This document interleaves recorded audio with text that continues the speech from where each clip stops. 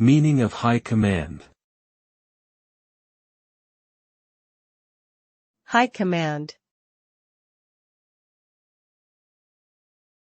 High Command.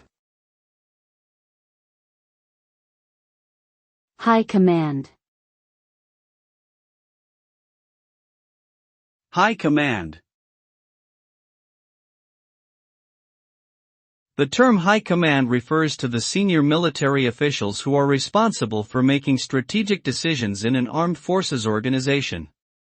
This group typically includes top-ranking officers and commanders who have oversight over various aspects of military operations, including planning, logistics, personnel, and intelligence.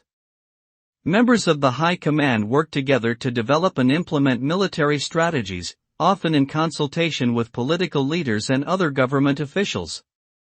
Their decisions can have far-reaching consequences for the success or failure of military campaigns and the overall security of a nation.